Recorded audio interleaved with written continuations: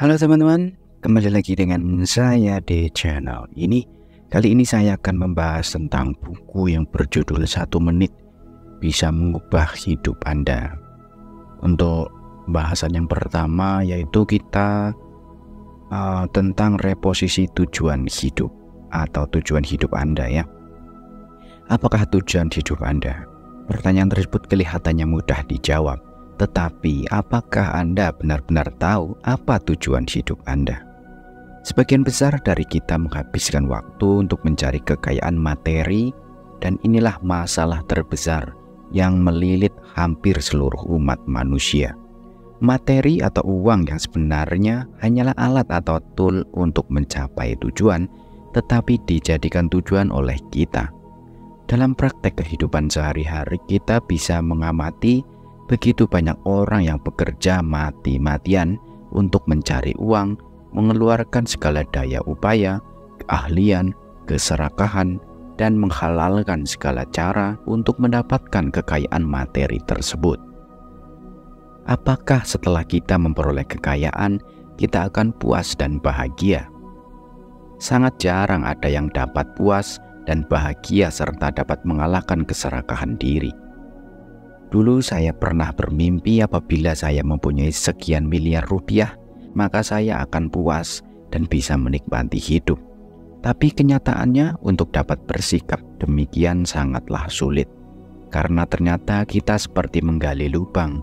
Semakin dalam kita menggali, semakin susah untuk keluar dari lubang tersebut. Berbicara secara makro atau global, keserakahan akan kekayaan materi sesungguhnya telah menghancurkan martabat manusia, mengguncang keseimbangan alam, menciptakan kepincangan sosial, menghancurkan tatanan atau sistem masyarakat maupun negara. Kerusakan moral yang ditimbulkan secara kolektif tentunya menjadi salah satu sebab akan hancurnya bumi dan manusia. Keserakahan akan kekayaan materi maupun keserakahan akan kenikmatan duniawi yang dapat dibeli dengan materi tersebut telah menimbulkan degradasi atau kemerosotan, moral, stres, bunuh diri, pengkhianatan, dosa-dosa yang dilarang agama, serta merosotnya kesehatan dan umur hidup manusia. Generasi yang tercipta adalah generasi tanpa belas kasih lagi. Siapa yang kuat, dia yang menang. Budaya barat yang menitik beratkan pada kekayaan materi dan pencapaian hasil dalam waktu singkat menjadi salah satu penyebab utama hancurnya sistem moral yang dibangun oleh nenek moyang kita. Melalui pendidikan maupun budaya barat, anak-anak dan masyarakat dididik untuk menjadi mesin pencetak uang dan bermental mementingkan diri sendiri. Contohnya, anak tidak lagi menghormati orang tuanya. Di barat, anak memanggil orang tua dengan nama saja. Dan setelah dewasa 17 tahun, mereka merasa sudah mandiri dan tidak boleh diatur oleh orang tuanya lagi. Melalui media massa, setiap hari kita dan anak-anak kita disodorkan tayangan kekerasan, kebencian, cinta, kontes kecantikan, lomba nyanyi. Semua tayangan budaya barat tersebut hanya menonjolkan kenikmatan panca indera, mulai dari mata, telinga, lidah, kulit, hingga hidung. Kita semua sepertinya terseret arus kehidupan yang semu. Lantas suatu ketika, bak tersadar dari mimpi, kita bertanya, apa tujuan hidup kita? Secara umum dapat dikatakan semua orang bertujuan mencari kebahagiaan. Mencari kebahagiaan yang bagaimana? Kembali ujung-ujungnya ke kebahagiaan semu lagi, yang didasarkan pada kenikmatan dan keserakahan. Semuanya adalah palsu dan penuh penderitaan. Anda tidak percaya dan menilai saya terlalu pesimistis dan tidak realistis. Mari kita lihat contoh-contohnya. Menurut hasil penelitian para ahli, orang yang semakin banyak materi semakin jauh dari arti bahagia yang sesungguhnya. Mereka semakin serakah, kejam, pelit, egois, dan tidak mau tahu tentang penderitaan orang lain. Saya sendiri mengalami hal tersebut. Dulu sewaktu masih karyawan dengan gaji yang tidak besar, kalau naik pesawat udara tidak pernah merasa takut. Tetapi setelah usaha maju, kenapa ya setiap naik pesawat udara ada kekhawatiran takut pesawat mengalami kecelakaan? Oh, setelah direnungkan, ternyata semakin banyak terikat oleh kemelekatan pada materi yang membuat kita semakin takut dan khawatir. Di Amerika, seorang pemenang undian berhadiah 10 juta US dollar mendadak dari miskin menjadi kaya raya.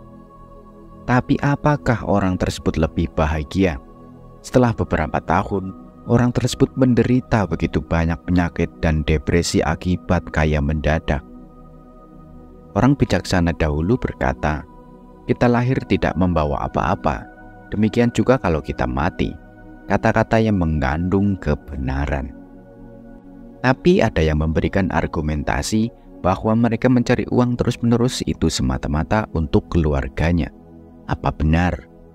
Banyak kasus menunjukkan bahwa justru karena terlalu banyak harta yang ditinggalkan kepada anak cucu yang membuat mereka jadi menderita.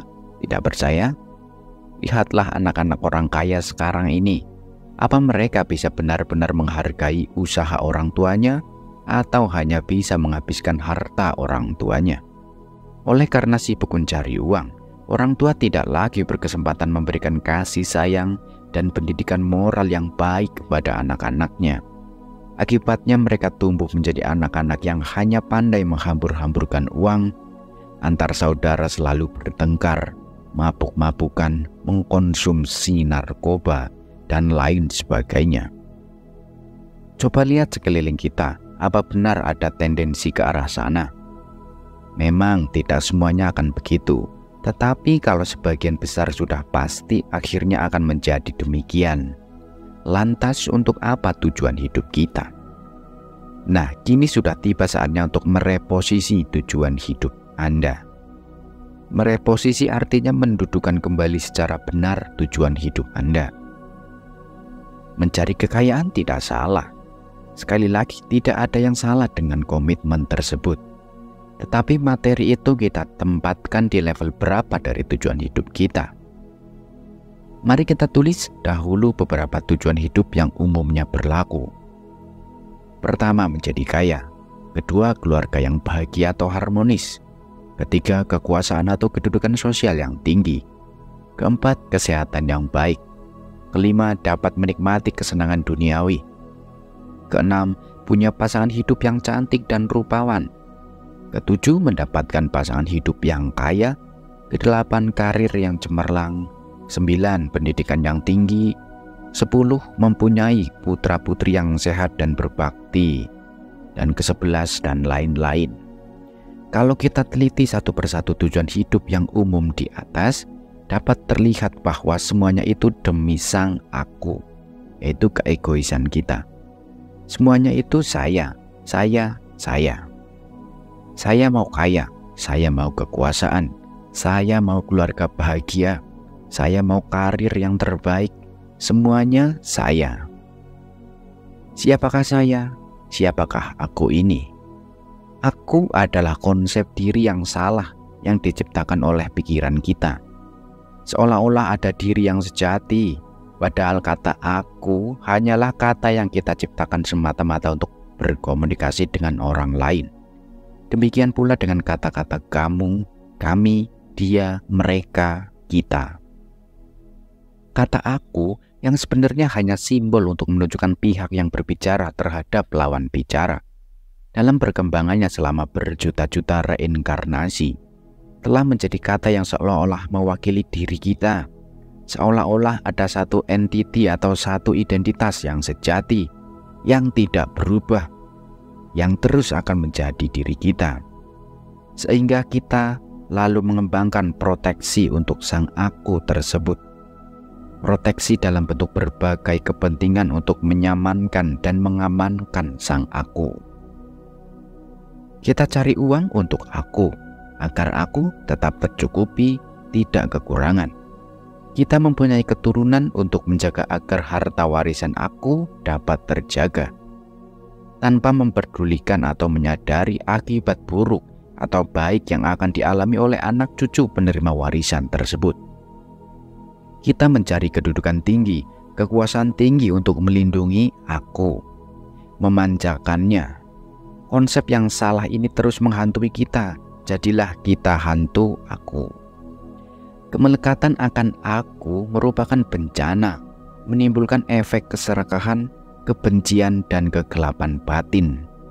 Menimbulkan bencana bukan hanya pada si empunya aku, tapi juga bagi makhluk sekelilingnya, masyarakatnya, negaranya, dunia, dan alam semesta.